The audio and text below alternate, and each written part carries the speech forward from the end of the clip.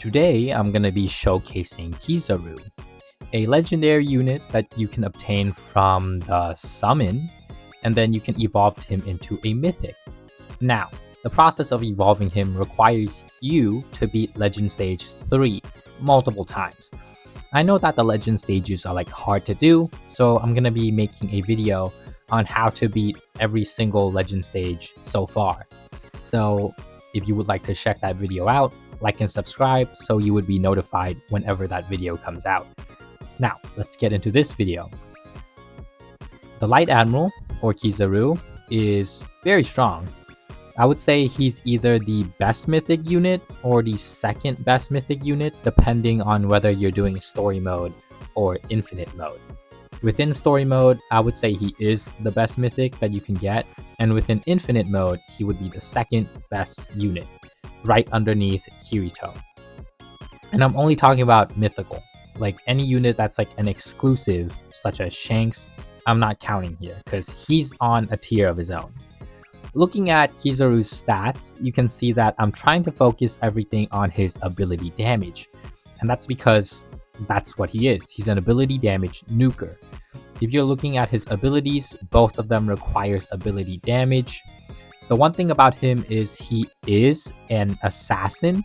So right off the bat, he's going to teleport into enemy territory. And that's both good and bad. The pros of being able to teleport into the enemy right away is he can dash out both of his skills and just nuking them right off the bat. He has a very high burst damage compared to any other units.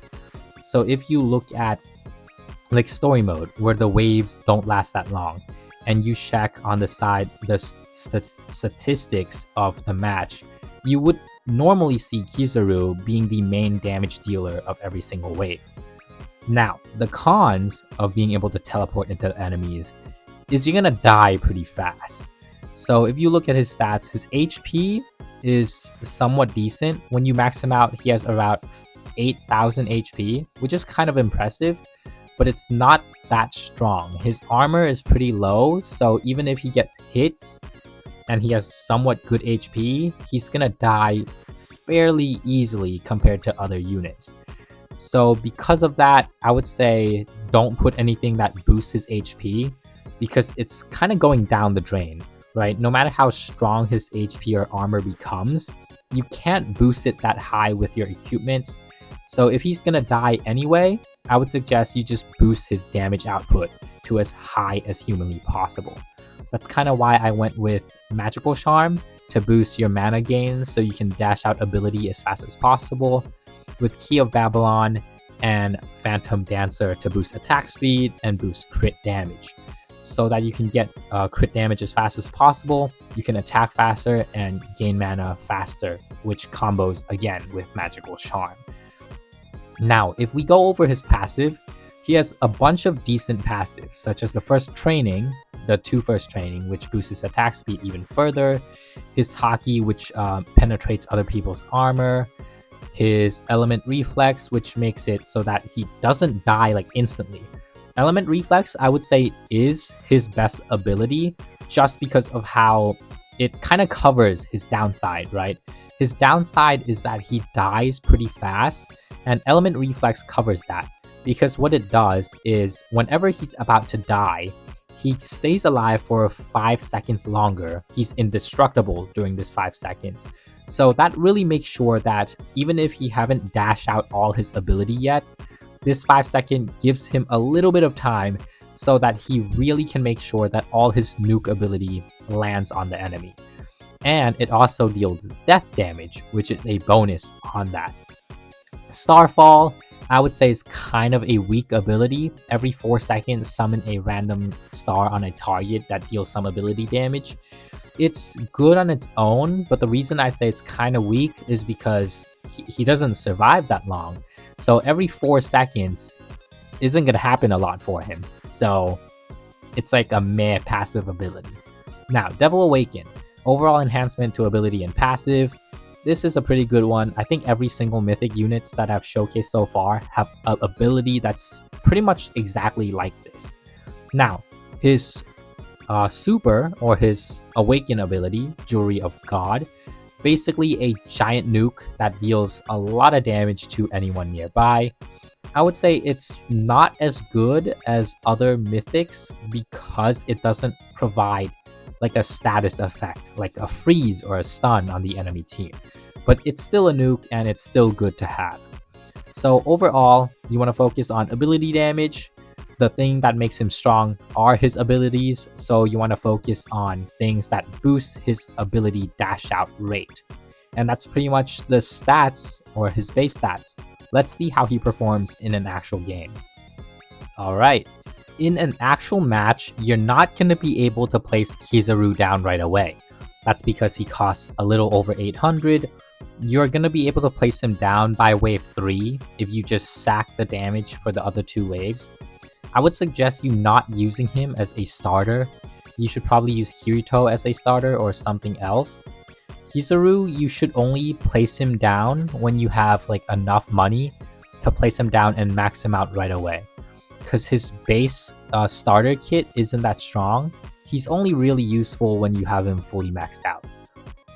When you max him out, damn, I only have 7 left. When you fully max him out, as you can see, his damage and his ability damage is very high. His HP is pretty good, but his armor is somewhat low. His attack speed is very impressive. Wait, there we go. His attack speed is very impressive at almost 3 attack speed. Oh, let's see him in action. He teleports right away, doing nuke amount of damage. Whenever you see like the 99,000 damage, that's not Kizaru doing the damage. That's the Harvester trait. So basically, whenever the enemies are at the die, they just take 900,000 damage. That just instantly kills them, which I would say is kind of a trash ability because they're about to die anyway. It's only really useful on like a boss, which again, when it has 7% of its HP left, isn't that much of a threat anymore. So let's see him in action. Since he's an assassin, he's going to teleport into the enemy team right away. Boom. And now he's going to be doing out his damage. The thing is, until his second ability comes in, he's not going to be able to do AoE damage. So let's just look at him here so we can see when his second ability takes in effect. Boom, his first ability is dashed out, and second ability. Very small AoE, but it's still an area damage effect, and a lot of time the enemies kind of like clumped up together, so the second one will actually hit more than one enemy.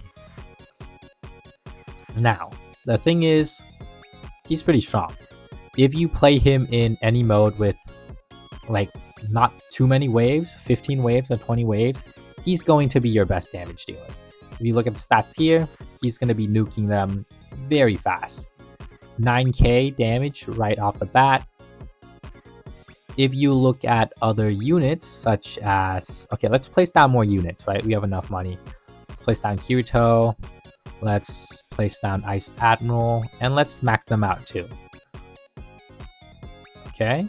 And okay, Ice Admiral's not maxed out yet. But if we just look at the stats, Kizaru, since he can teleport, he's going to be doing a lot of the damage off the bat. Oh, Kirito's actually getting the lead. Oh, that's because he's here. He has more enemies to hit right away. Alright, let's go here.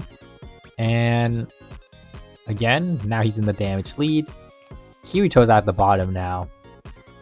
I would say Light Admiral. Oh, now Kirito's at the top again. Yeah, that's why Kirito's my favorite goddamn unit. I'd say Kirito might actually be better now that I'm looking at it. Oh, never mind. 12,000 damage. Overall, I would say Light Admiral has the best base stats. The thing that makes Kirito a lot stronger than him is because of Dual Wheel. Kirito is like the only unit that can like ramp up, so he just gets stronger and stronger as the match goes on. So because of that, I don't think there's any unit that can compare to a Kirito late game. Alright, let's do the boss. You know what? Fighting the boss, I'll just have Kizaru fight him on his own. Okay. 3k HP. Let's see how this battle goes. And that 3k HP instantly wiped down. Every other unit's dying. Is Kizaru dying? Kirazu's somewhat healthy. Okay, he's dying. Even if he dies, he's gonna stay alive for like 5 seconds longer because of his ability. So yeah, that's pretty much the showcase. I would recommend you get this unit. I would also recommend you getting Kirito. That's pretty much it for this video. Have a good day.